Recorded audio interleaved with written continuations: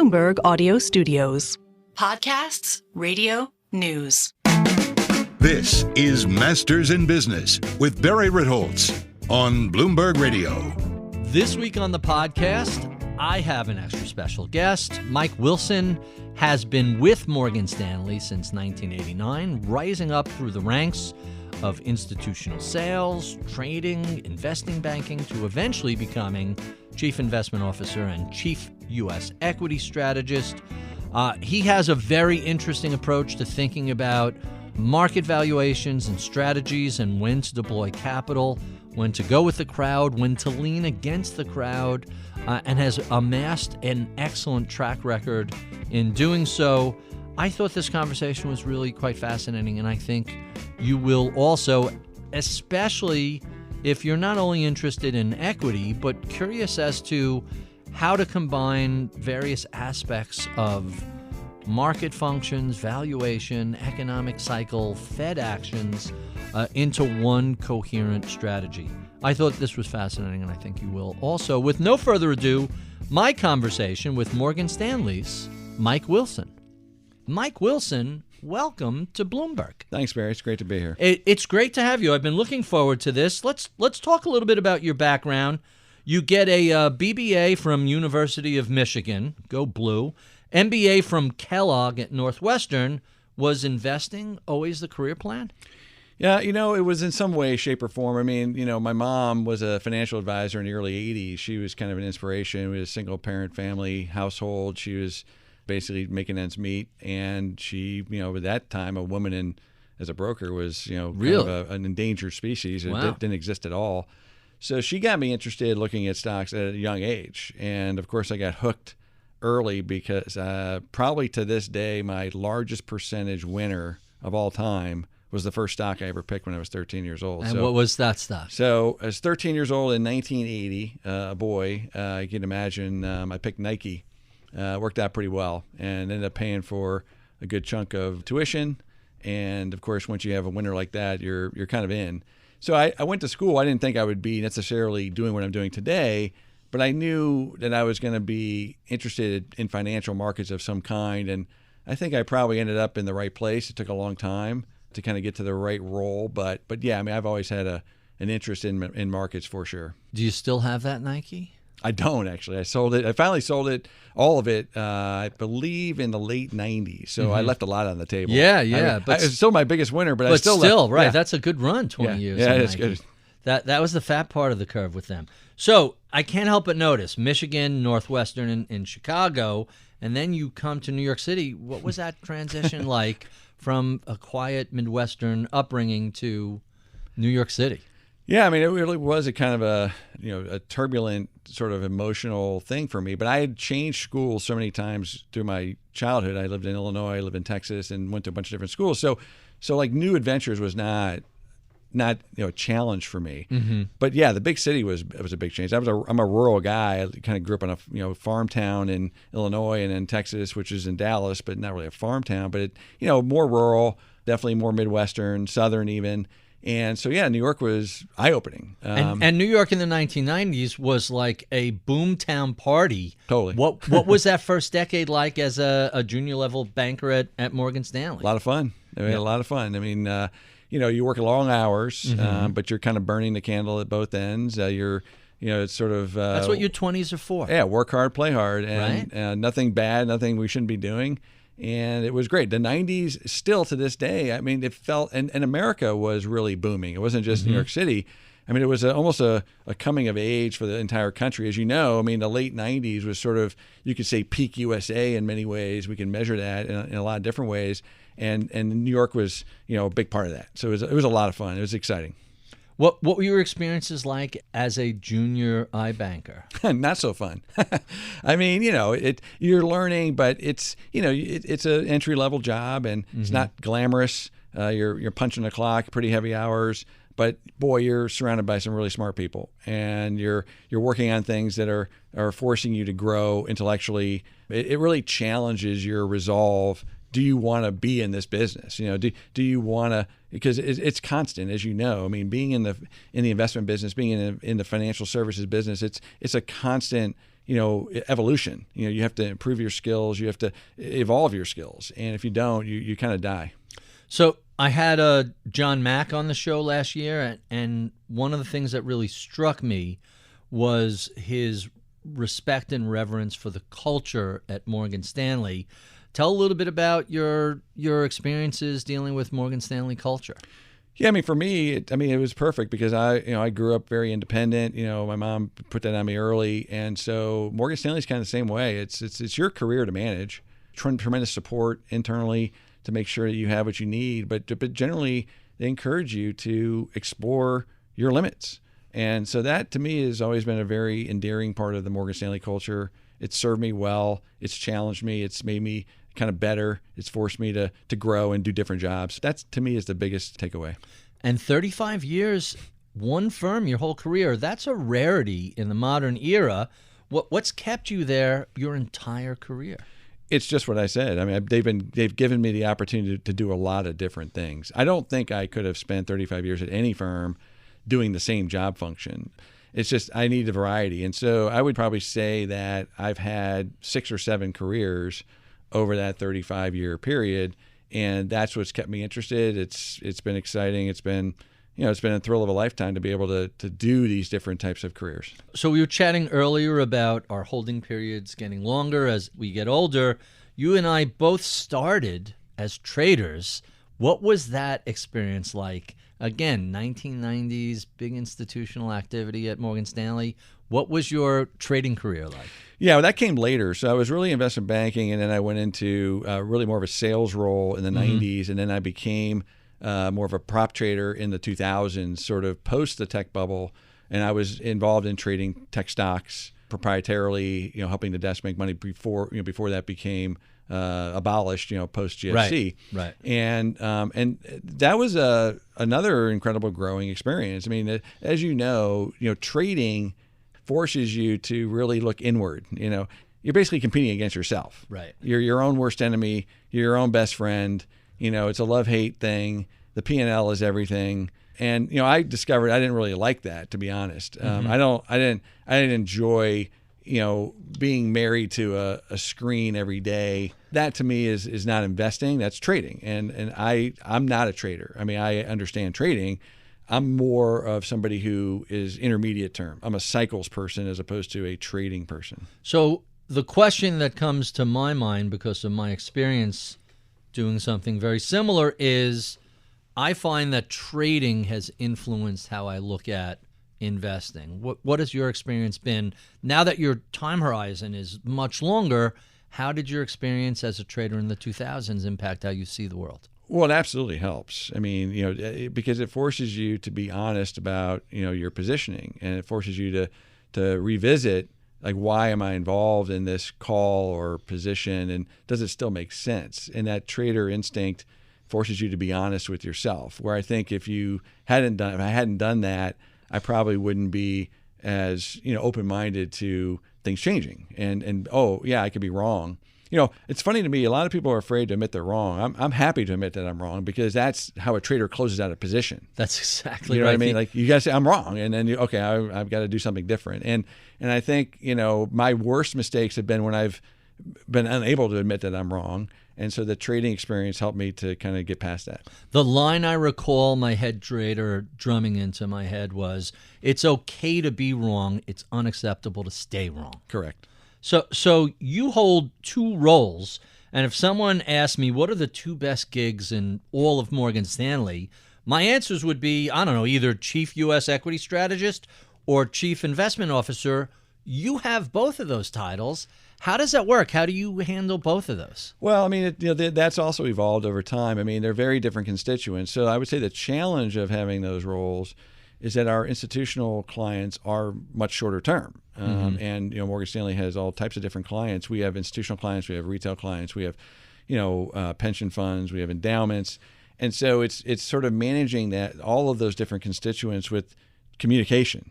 So that's the challenge. I wouldn't say I like one better than the other, but what I would say is I do find more personal satisfaction in helping the asset owner clients who really need the help. Okay, let's be honest. Most of the institutional clients they're pretty sophisticated and they're looking for an edge. They value our research. They say they value other people's research. They value the conversations, but they don't necessarily need your help as much as, say, a retail client or somebody who is really entrusting their entire net worth to the firm. So it's just different, and what I find challenging and satisfying is that every meeting I do, I almost got to put on a different hat. I go into a meeting and I'm talking to somebody who really doesn't care at all about next week, and they don't even care about this year. They're thinking about 5-10 years down the road. It's a completely different conversation. In fact, we end up talking about their business, how they made their wealth. That's really fascinating to me. Whereas if I'm going into a typical institutional meeting, it's almost like, wash, rinse, repeat. Okay, here's what's going on right now. Here's how we're thinking about it, which is valuable, but it's a totally different meeting. Really interesting. So I'm looking at all the various roles you've had at Morgan Stanley over the past 3.5 decades.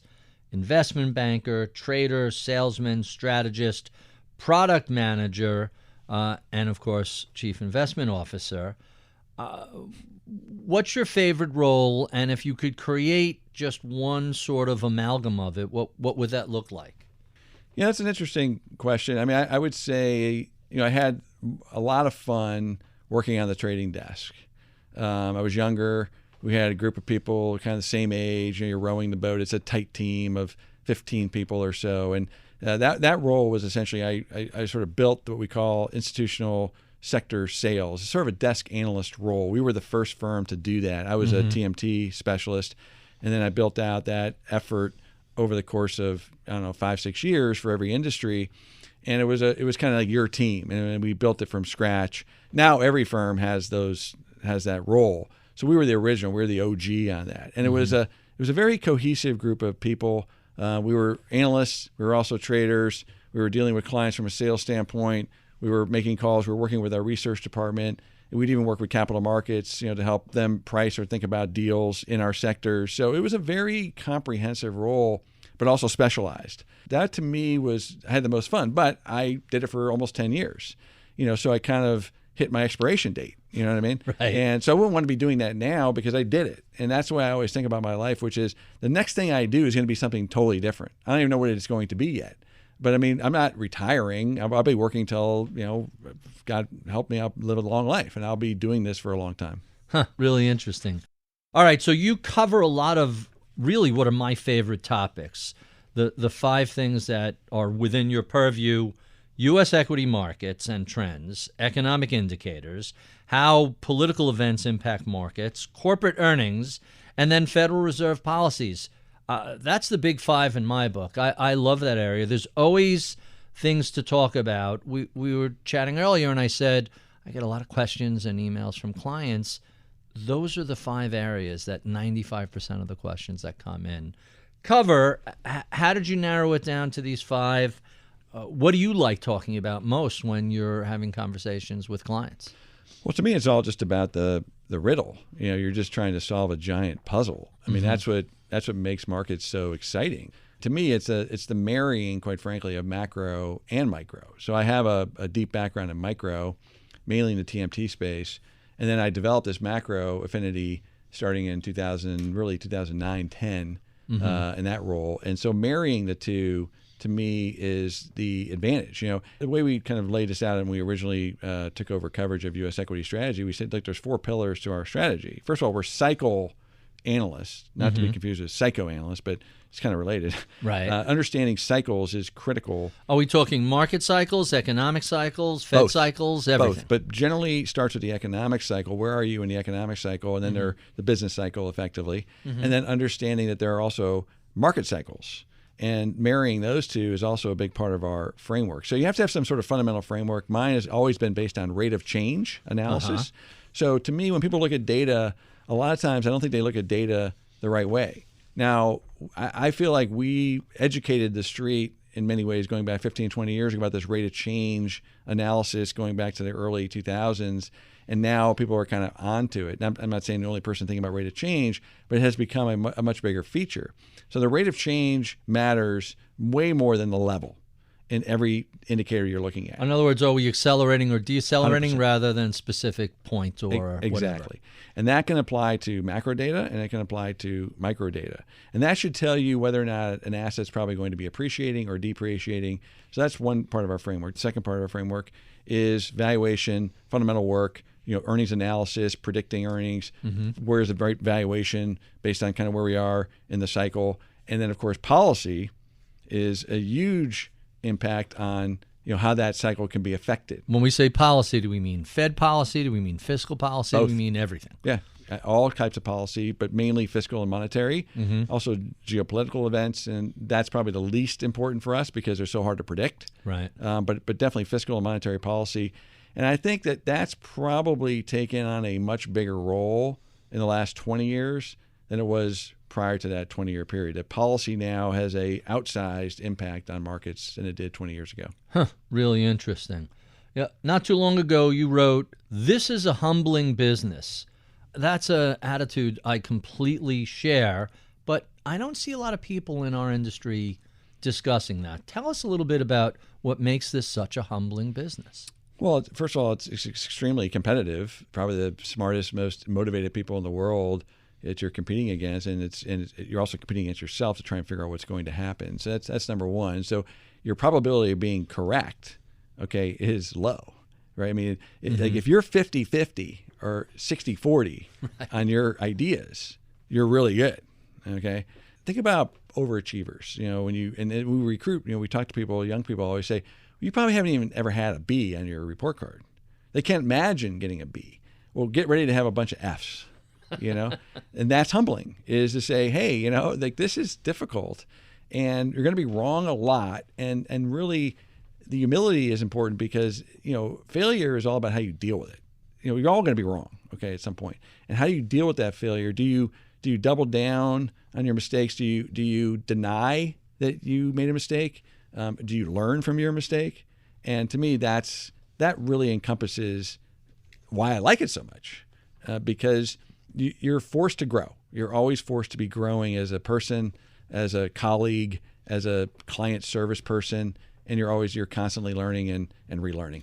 So let's talk about some of that learning. I've tracked your career over the years, and I don't know, a decade or two ago, you were more inclined to make bigger, bolder predictions. Now I kind of see you as doing more nuanced strategies. You emphasize relative value. You're looking for where is an edge I can share with clients versus let's see if we can, get the big one right. Why has that philosophy evolved over time, and how do you implement it? Yeah, I wouldn't say it's changed completely. I think that there are times in the markets where the big pitch is easier to go after. I'm a big elephant hunter. I mean, yeah. I still view myself as I tend to be more contrarian because I think that's where you make the big money. All my good calls have been going against the grain, whether it's bullish or bearish.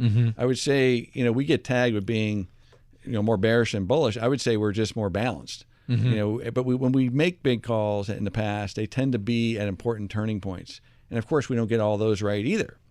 But I still enjoy that. Lately, we have not been doing as much of that because, going back to what I said a minute ago, policy has been so important in the last, really since COVID, that it has kind of screwed up some of our indicators in a way where it hasn't been as easy to have that conviction level, that you get run over by policy, both on the upside and the downside. And so what we feel like we have an edge in is calling those relative value trades. And we've had great success in that in the last 12 to 18 months, even though perhaps maybe our market call in the last 12 months has been not as good. Well, let's give you some credit where credit is due. Earlier this year, you had said, hey, we're very overdue for a 10% correction in the market. And pretty much, July and August, that's about what we've seen in 2024. Do you find it easier to conceptualize market activity when things become more volatile? How do market dislocations affect your ability to read the tea leaves? Well, I mean, market dislocation always creates sort of opportunity. This year has been very calm from a volatility standpoint, and that's somewhat boring, right? So we felt like in early July that that had gotten kind of extreme. There was stuff that was peering its way out, and the risk reward was not as good. Now, 10% corrections are very common. They're not that's not really that big of a bold call. That's just saying, hey, things are extended. It worked out. Timing was actually quite good. Okay, great. What I would say is that, the ability to read the tea leaves, I would view myself as very good at that. And that's not a humble statement, but I think it's an accurate statement. We've built our career being able to see around the corner maybe a little bit earlier than some people because we look at the market so closely. The market tells you kind of what's about to happen. Once again, you can't always be accurate, but I would say a lot of our clients rely on us sometimes to help them see around the corner, and they know that we're not afraid to help them look around the corner. Okay, whether it's bullish or bearish, that doesn't really matter. It's more of like, what's not priced right now? What is priced right now is a soft landing. And that is the base case scenario for most people. Mm-hmm. So you have to ask yourself, okay, well, what happens if that soft landing narrative is challenged? Doesn't mean it's a hard landing, just means that it's challenged. Well, that means valuations are probably too high, and that could set off a chain reaction that's why you get a correction. That was kind of the rationale back in early July. Those types of calls don't come around every week, right? Those types of calls tend to happen when things are extreme levels. You see the risk reward being unbalanced, and you take a swing. Well, let's talk about a swing you took. You got 2022 very right. You said things were expensive and not prepared for a Fed hiking cycle. And lo and behold, not only were stocks down 20+%, bonds were down 15%. It was a pretty awful year. You got the macro picture right. What led you to identify that correctly? And what made the 2 years that followed 2022 so challenging? Yeah, I mean, I think what set us up was we got the low right in 2020 for the right reasons. We kind of came into the pandemic more bearish than most because we thought it was late cycle. Then we got the pandemic, and it was, to us, a really fat pitch. Right. So we were very aggressive in 2020 and 2021. And we don't get necessarily a lot of credit, but our clients give us credit. We caught all of that upside. And so part of that call was just like, look, we've had this massive move. It's mainly because of policy. Okay, we've overshot. We've had overconsumption from the pandemic and all the benefits that were sent out to people. Valuations are now out of touch with the reality. The Fed's going to have to raise rates. We kind of use this interesting narrative called fire and ice, right? The inflation will lead to, basically slow down because they have to raise rates. And that all narrative just really worked nicely. Having been so right in 2020 and 2021 on the upside, the call to kind of fade it into 21 was actually pretty easy. Mm-hmm. Where we didn't get right was that we didn't think they'd raise 500 basis points. So we, in some ways, in 18 months. No, I mean, so like that actually made us feel then, oh my goodness, they probably overdid it. Right. And that's going to lead to probably a hard landing in 2023. But we weren't alone in that view, by the way. So let's talk about this, because man, did so many macro economists and strategists, they might have gotten 22 right, but 23 and 24 was perplexing. And we continued to hear recession throughout. I'm not saying you, I'm saying the street throughout 23, the first half of 24. As of August of 2024, there are no signs of a recession. Yeah, the yield curve is still inverted. It's less inverted than it was. And the Sahm rule arguably ticked off, although Claudia Sahm says it may not be indicating a recession now. But how did so many of the traditional economist types get this recession wrong? Well, I mean, a lot of the traditional indicators they flashed a wrong sign. Historically, that probably would have played out. And my personal view is that we had incredible policy support last year, mostly on the fiscal side, right, which essentially allowed the cycle to extend itself. I mean, if you take out the government spending, you probably are in a recession in a private economy. And look, many people have highlighted this too, ourselves included. We have been in a recession in many sectors, kind of a rolling recession, yes, a term that we sort of invented in 2018, which I regret now because now people kind of use it in a way which I think is misused. But anyways, we can leave that where it is. And I guess this is where I come out in the story, which is I don't think that they've extinguished the risk of a hard landing, okay? Because now we're going into a period where probably fiscal support is going to have to wane. And we have an election, obviously, that could affect that too. And also policy now from the Fed may be late in forthcoming. We don't know the answer yet. So I think it's almost like a mirror image of last year. Everybody was so certain it was going to be a recession. And of course, the majority was wrong. Now everybody's so certain it's going to be a soft landing. Who's to say that they're not going to be wrong? You just don't know. So I think that's where I come out on the market overall. The index level, we're not as bullish as others because we don't think the multiples reflect that there's still this risk that's probably 20, 30% at least, that you could end up in a hard landing at some point in the next 12 months. And that's definitely not priced. So you bring something up that I'm fascinated by, and it plays right to the economists getting the recession wrong in 23 and 24, and that's your focus on government, both fiscal and monetary support for the economy. When we have a year like 2020, like the pandemic, when the CARES Act, and there were 3 CARES Act, but the first CARES Act was something like 10% of GDP. We hadn't seen anything like that since World War II. Shouldn't that force people to kind of rethink their models when suddenly a few $1 trillion unexpectedly is going to pour into the economy?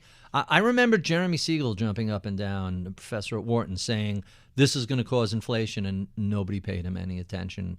Back in 2020, shouldn't that government support that you're referring to force us to kind of rethink our models a little bit?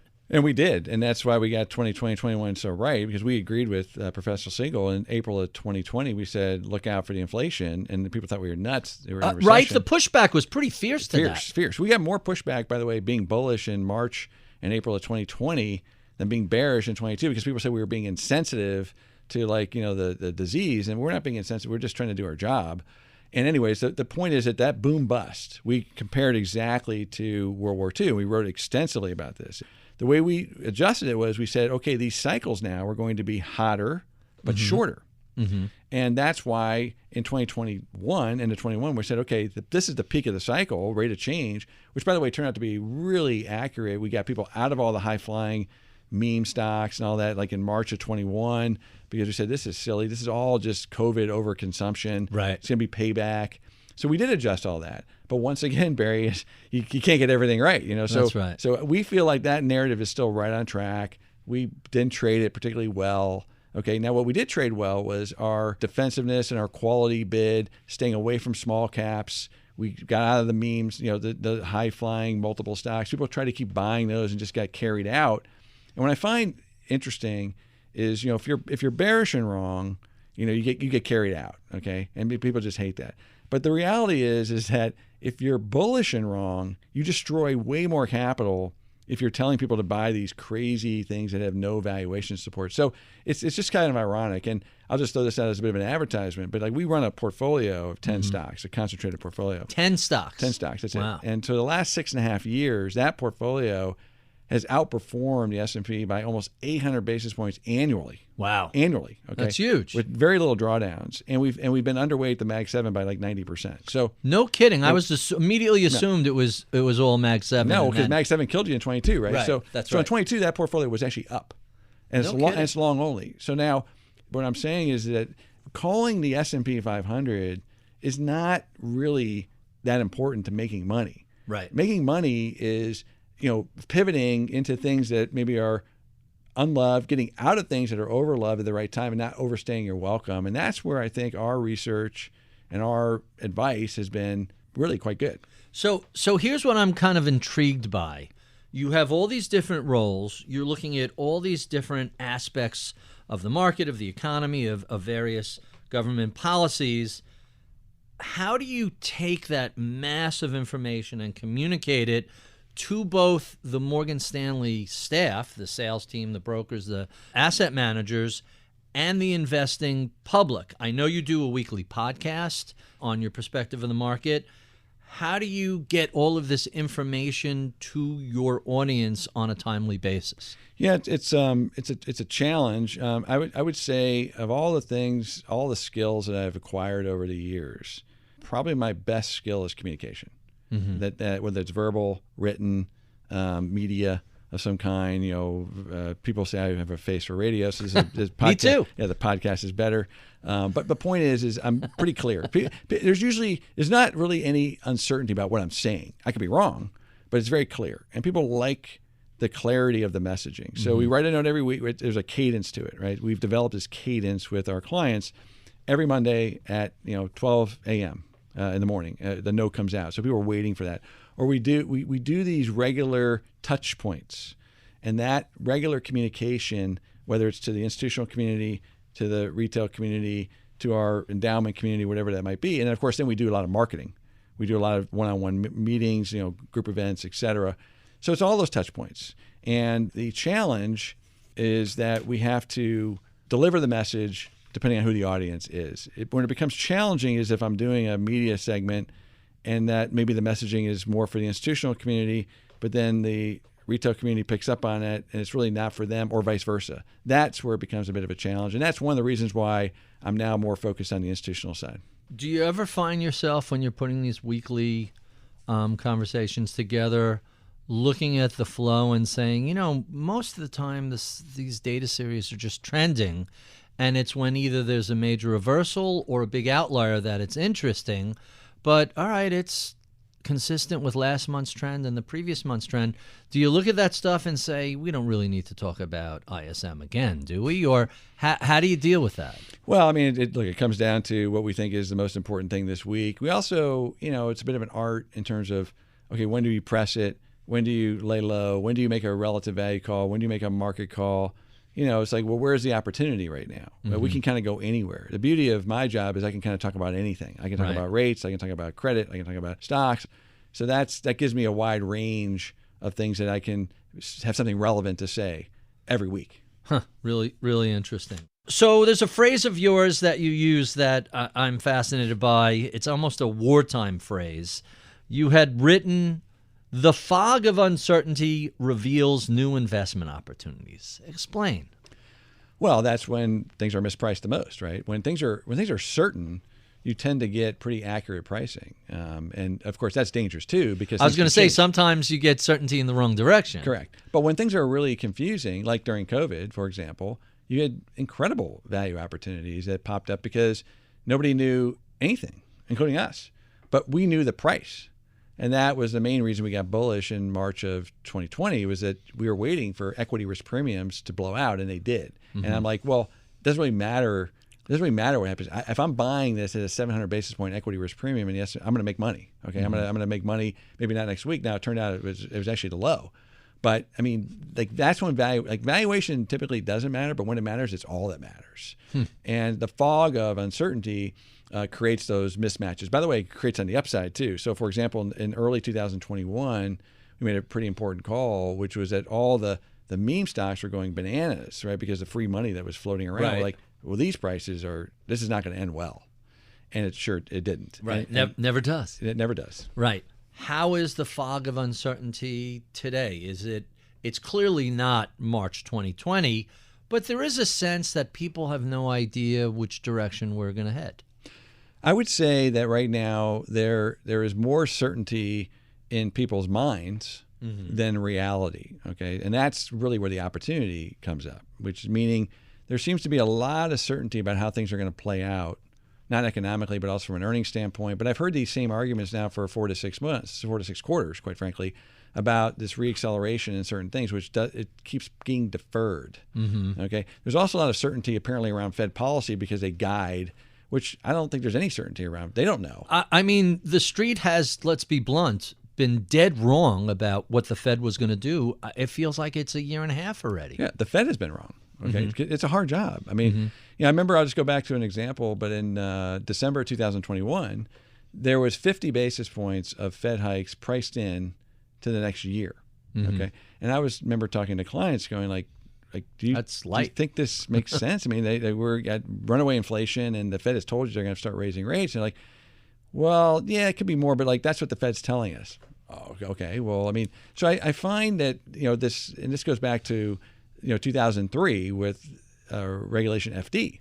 That's when everything kind of changed. Well, it changed in two ways. So the Fed changed with Greenspan, right, with all this forward guidance, and then of course it's just gotten more and more and more. You got a dot plot now, and it's just compounded. When you give people a little bit of information, they want more.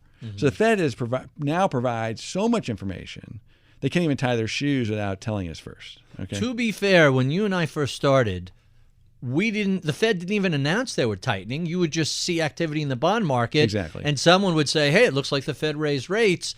Now, not only do they tell us they're raising rates, we get the transcript from the meetings. And then they have to basically go through every line, and they're like parsing each word.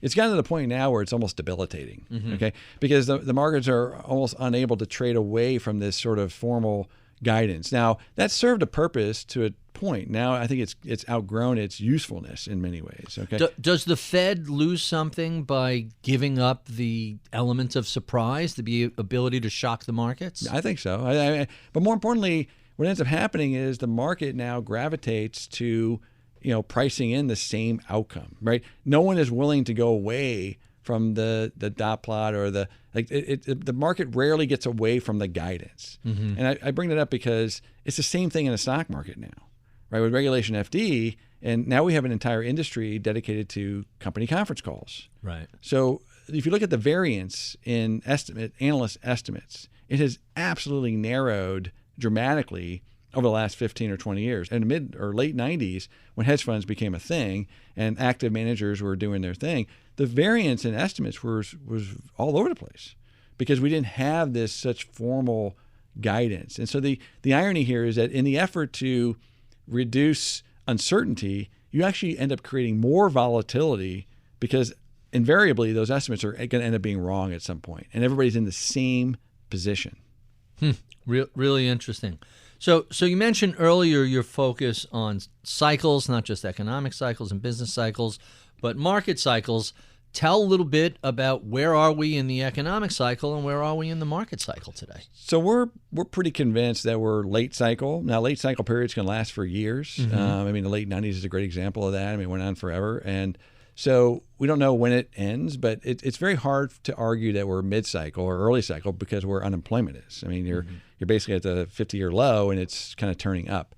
So we think we're pretty much late cycle, and that informs us where to be within the markets. That's why quality large caps have done so well, quality growth in particular. That's what works. And this idea that you're going to go back to small caps or low quality cyclical, it doesn't work. But people, I don't think, understand or appreciate where we are, or they have a different view about where we are in the economic cycle. So that's one example. On the price cycle or market cycles, that tends to be around kind of Fed policy, kind of be where the interest rate cycle is. Well, there too, it would suggest that we're late cycle because the curve's inverted, has been inverted for 2 years. We're now about to re-steepen and go positive again. That also would argue that you want to have your risk kind of dialed back, at least from a beta standpoint. You don't want to be invested in lower quality balance sheet businesses. Credit tends to do much better than equities. That has been the case on a risk-adjusted basis. Bonds tend to be a better buy. That's starting to work now. So yeah, there's all kinds of things that we look at. And then of course there's individual stock cycles, which we pay attention to quite a bit. So we do use a lot of technical analysis. One of the reasons we're contrarian is I tend to fade. I fade exhaustion. Exhaustion meaning things get overbought or things get oversold. I like to kind of press into those points. That's really kind of interesting. So you mentioned the inverted yield curve, and now that's disinverting and starting to steepen. Everybody tends to focus on the inversion, but that's not where recessions occur. It's after the yield curve inversion unwinds and things begin to steepen. So what are your thoughts on the possibility of a recession in 2024 or more likely 2025? Well, once again, like our house call is that soft landing is the most likely outcome. We don't know the answer, okay? And I don't think the curve is re-steepened in a way that would signal that recession is more likely than not yet. But that can change. So we're very focused on that. And usually when the curve re-steepens from the front end, meaning the Fed is catching up. This is why I'm very focused right now on the 2-year yield relative to Fed funds. So 2-year yields got almost 185 basis points below Fed funds. You would think is anticipating massive cuts, right? Like not 50 basis points, okay, or 75. It's predicting 185 basis points of cuts over the next probably 12 to 18 months, which is a pretty aggressive Fed cutting cycle. And that's all it's telling you. It's just telling you that the likelihood that the Fed is behind the curve is gone up. Once again, not a recession, but the risk of a hard landing has gone up, all else equal. If the market thinks we're getting almost 200 basis points in cuts, it sounds like the bond market is anticipating a recession. Right. Now, the good news is that has narrowed. So the spread now between 2 years and Fed funds is down to 145. Why? Because the claims numbers were better. We got some, ISM services data was a little bit better. So this fear that, got priced in really quickly is now subsided a bit. Doesn't mean it's extinguished. It just means that the pendulum is swinging back again. And so we're focused on that. We're watching it closely. I would say the jury is out. We don't know. So markets in 2024 had a great first half of a year. A lot of people expected to build on that 10, 12, 14% gains, depending on which markets you were looking at. You've come out and said, I think it's a low probability that there's a whole lot more upside for the rest of the year. Tell us what you're looking at there, and why do you think, hey, most of the gains for 2024 have already been had? So all of the gains really since October of last fall has been multiple expansion in anticipation of a Fed cutting cycle and a reacceleration in growth. So we went from 17 times earnings, S&P earnings, in October of last fall to 22 times earnings in June. Well, that's about as rich as you can get. So I'm pretty comfortable saying that multiples are likely to come down as the Fed cuts. That's also something I think people don't appreciate. Once the Fed, it's easier to travel than arrive. Right? So as you're moving to the Fed cuts, that's the best part of the cycle. We wrote about that at the end of last year when we sort of, threw in the towel that we were going to have this, hard landing. We thought there'd be a rally. Okay, we didn't think we'd go to 5,700, but needless to say, that's what happened. But the best part of that rally has now occurred. So when the Fed starts cutting, multiples usually go down. And there's just not enough earnings growth to offset a 10 to 15% multiple contraction between here and the end of the year. We have 8% growth built in for next year's earnings growth. So that's the math. I mean, you have a net drag from the multiple contraction relative to what the earnings growth is going to be, even in the soft landing outcome. So I would argue that the highs for the year in the S&P are probably in. That doesn't mean it's a cataclysm. Right. Okay, just means that the risk reward now is not particularly attractive. So you have this very nuanced take that I'm intrigued by. What you're describing is somewhat cautious. However, the nuance is pullbacks are opportunities for investors to put money into high-quality growth companies that have strong financials and high earnings potential. That's a very nuanced position relative to the highs are in for the year and we should expect a bumpy road from here. Well, it's a little bit of both. I mean, I would say that I think the trajectory is down. I mean, 19 times, next year's numbers is, which would be the end of the year, is lower than where we're trading today. Mm-hmm. It's sort of that low 5,000s as opposed to 5,400. But what is that, 5-6%? That's not exactly, it's bumpy. End it's of the bumpy. world. It's like you said, Right. It's bumpy. It's not that's the way you phrase the question. So I think it is going to be bumpy. And let's not forget that we're going into this election season. There are some other things going on around the world. There is still excess leverage in the system that I'm not sure how that's going to be resolved necessarily. China's not providing the impetus that people were hoping for from a growth standpoint. Right. So we need to take a little bit of a break, and it could just be a consolidation period at the index level, which once again lends me to say I want to be up the quality curve and I want to skew more defensive than growth because that's typically what works when the Fed cuts. Let's talk about another nuanced position that you have that I find fascinating. Everybody's been so focused on the artificial intelligence enablers, NVIDIA, and all the other semiconductor chip companies. But you've made the argument that investors should begin to shift from those AI enablers to the AI adopters as the big next opportunity. Talk about that, because that's really a fascinating concept. Yeah, I mean, that's sort of my technology background speaking, right? I mean, that's how these cycles work. You buy the picks and shovels or the enablers initially, and then the real money, the real opportunity is with the companies that can actually deploy that technology into a new business model. So if you think about the 1990s as a good example, everybody will understand, the enablers were the telecom companies, the silicon companies, the telecom equipment companies. Cisco, JDS Uniphase, all these companies that the average investor had no idea what their hardware was really doing. Right, but these were spectacular stocks, and that was in the build-out of the internet itself. But if you think about who actually ended up building the big stocks, the ones that really worked from the internet, it's the Mag 7. Right. The one semiconductor company that has gone crazy here recently. But generally, these are the businesses that took the internet and then built incredible business models kind of for free. I mean, they didn't have to spend the money to build the superhighway. Right. The guys who built the superhighway, those stocks have been terrible. Well, Metro Media Fiber and Global Crossing, they spent thousands of dollars a mile and then got sold for pennies on the dollar. But that's how you end up with YouTube and Facebook and Correct. and Netflix. So that's why it's interesting now, Barry, where, so obviously the hyperscalers have been the big winners of the last era. And there's nothing wrong with these businesses or companies. Okay, they're great.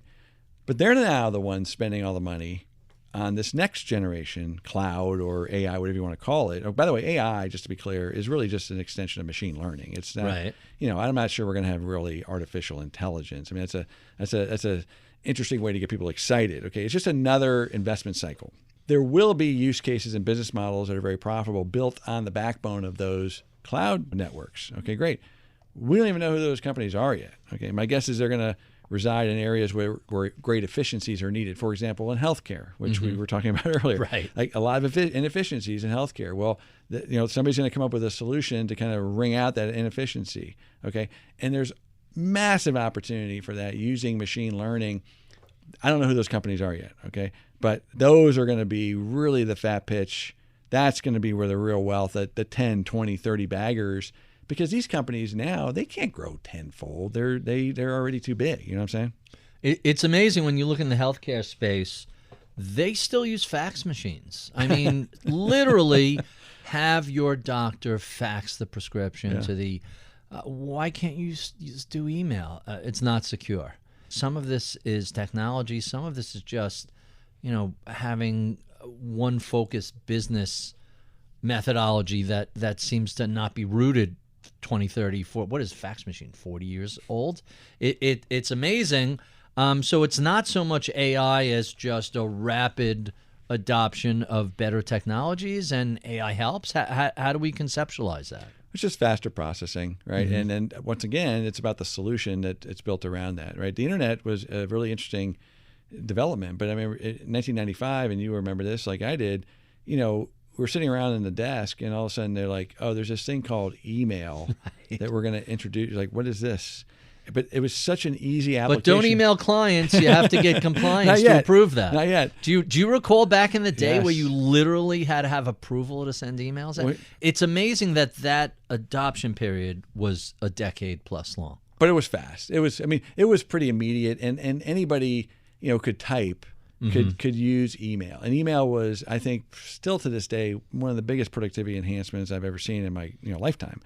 Now, the browser was the other killer app. And now the problem was there weren't any websites to go to for a while. But those two sort of apps to me were so obvious, much more obvious than, say, ChatGPT is, okay, at least so far. We'll see where that goes. Right now, it does homework for high school students and can help you and I write a nice poem to a loved one or help us write a speech or something great. But is it really enhancing productivity in a meaningful way? Like, we can't use that yet we can't trust it for the numbers. We can't trust it for mission critical type analysis yet. Right. It's a research addendum, but it still hallucinates. And so my favorite story is I had Bill Dudley, the New York Fed, in as a guest, and I used ChatGPT just to see if I missed anything.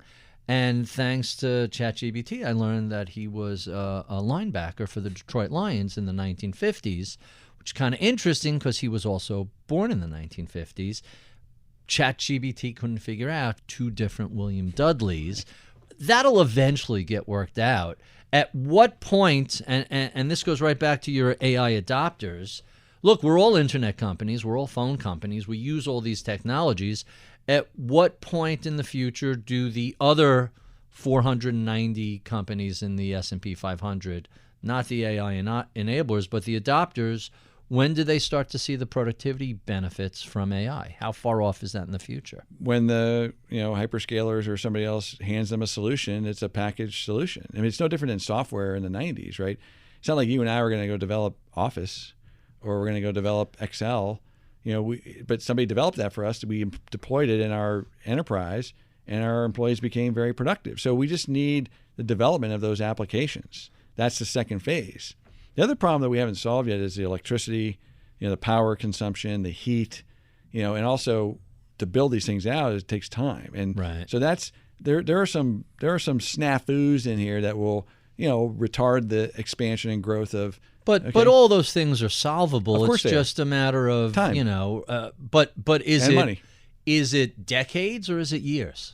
Oh no, it's years. But I don't think it's fast enough to prevent where we are in the economic cycle. Once again, going back to, I think there's people making the argument that, not only did the fiscal kind of bridge us another year, but now AI is going to extend the cycle another 3 or 4 years. I'm just not of that belief, because That's the next cycle. That's the next cycle. That's what's going to be. That's what you're going to want to get excited about when valuations come in at some point in the next 12 months, is my guess. And there's a fat pitch that people have forgotten about. All right. Last of our standard questions. When you look at a market where we are today, when you look at an economy where we are today, what are your favorite metrics to focus on, whether it's valuation or the economy or inflation? What are your big three that you're watching? So once again, it goes back to rate of change on a lot of the key metrics. I say the key metrics I'm focused on now are things like revision factors, so earnings revision factors. That's what stocks are most highly correlated to. That's now rolling over. So the rate of change on that is in a bad slope, which means valuations come down. Doesn't mean it has to go to negative, Right. But it can go negative, and then we'll have to adjust our targets further. Right now, it's in a correction phase from that standpoint. From an economic standpoint, it's all the labor data. Okay, that's all that matters to me now. Everything else is kind of secondary. If the claims data and the payroll data stays okay, soft landing is the outcome. If that deteriorates further, I don't think it can deteriorate a whole lot further before the markets start to get nervous. In our last 5 minutes, let's jump to our favorite questions that we ask all our guests, and we'll do this in a speed round. Starting with, tell us what you're streaming, what's keeping you entertained these days. Yeah, I'm watching sort of an eclectic group now. The Bear, I don't know if you've seen that show. Love it. We just finished season 3, which I didn't love season 3 as much. Season 2 is still better, but 3 was interesting. Yeah, it's all good. It's just great character studies, which we enjoy. My wife and I have enjoyed that series. We just finished it. Other than that, The Offer, if you've seen that. No. So The Offer is about the making of the movie The Godfather. We were just talking about this over the weekend. Spectacular. We're not done with that yet, but it's... Because I can't remember the last time I saw Godfather 2. It had to be decades Yeah. ago, and someone said, watch The Offer. It's based on the book that the producer Exactly. did, and people said when you go back and rewatch it, everything has different context. It's spectacular. So I would recommend that. And then I'm watching a Pete Rose documentary. Right now I'm in the third of the fourth, and it was not what I expected. So I like to watch a lot of documentaries, and that one is pretty fascinating. Really interesting. Tell us about your mentors who helped shape your career. Well, I mean, I don't know if this is going to sound right or dishonest, but it's true. It's basically my mom and my wife. I mean, these are the two strongest women I've ever met in my life. They've been extremely honest with me and forced me to grow. And so those are the two most important for sure. There's no one person, but many colleagues and many clients. I would say clients have shaped my views on the markets probably more than colleagues, because they're actually putting skin in the game. And they've also helped me make good career decisions and judgments. It's such an interesting observation you're making, because we sort of forget how clients force us to rethink certain things. Or someone asks you a question where you think the answer is obvious, but you don't want to just give them a quick answer. So you do the homework and you discover, oh, this is a lot more complicated than I originally thought. I'm glad you brought that up, because it comes up so frequently, and I think we don't pay it enough attention. It's really insightful. Let's talk about books. What are some of your favorites? What are you reading right now? If it was up to my wife, I'd be reading like a book a week. She's a literary giant, so she's always handing me books. Right. And I'm kind of an eclectic reader. But I would say some of my favorite books are The Boys in the Boat. New series now also, right? Yeah, there's a movie. I didn't watch the movie because the book was just so detailed. It was fantastic. Of like all the classic books, my favorite was Catcher in the Rye. It's kind of a coming-of-age story. Animal Farm and those types of things. And then like the trashy type stuff, like one of my favorites of all time still to this day is The Firm. I don't know if you remember reading the John Grisham novel. Right. It became a Tom Cruise movie. Yeah, right? But I mean, that's the gamut of it. Right now, I read so much for work that I don't probably read enough books like day to day, but I'd like to read more. Really interesting. Our final two questions. What sort of advice would you give to a recent college grad interested in a career in investing? Well, the advice I do give them is just this is not a sexy business. Okay, this is a grinder business. So if you come into this business, understand, like we talked earlier, you're going to be wrong a lot. You got to have some humility. You're going to be a lot of highs and lows. When things are feeling really good, take it down a notch. When things are feeling really horrible, don't, kill yourself. And it's going to be a roller coaster. And it takes a long time to become even close to being a domain expert in anything in this business. There's so many smart people. There's so much changing all the time. You got to put 10 years in before you know anything. And I think that, I think that's really good advice to a young person. I wish I had that advice because, we're all ball-eyed coming out of college thinking we're going to change the world. And the reality is this is a long road. 35 years, I'm still learning every day. Really interesting answer. And our final question, what do you know about the world of investing today you wish you knew back in 1989 when you were first getting started? Well, I guess part of it is what I just said, that it's not a sprint, it's a marathon. Cut yourself some slack along the way. You're going to make some wrong turns, and I would say enjoy it, because it's a journey, and it's a journey not just about like the people you're working with and the people you're helping, your clients. It's a journey about yourself. This is a struggle with yourself. Figuring out markets is an internal battle. It's like probably the book I should have mentioned was Reminiscences of a Stock Operator. Sure. I've read that like 5 times. And I still go back and refer to it sometimes. I call that the first behavioral economics book. I would agree. And it's a fictional character, but it's a real life experience of this is how it goes down. And understanding your faults, your own fault, understanding your weaknesses and your strengths, when to press it, when not to press it. And then unfortunately, that story ends up with, killing himself. Right. Because it eats away at you. So that's really what I wish I know 30 years ago. Like it's gonna take a pound of flesh. Right. Really interesting. Mike, thank you for being so generous with your time. We have been speaking with Mike Wilson, Chief U.S. Equity Strategist and Chief Investment Officer of Morgan Stanley. If you enjoy this conversation, check out any of the 500 or so we've done over the past 10 years. You can find those at iTunes, Spotify, YouTube, wherever you find your favorite podcast. And check out my new podcast, At the Money, short 10-minute conversations with experts about everything that affects you and your money, earning it, spending it, and most importantly, investing it.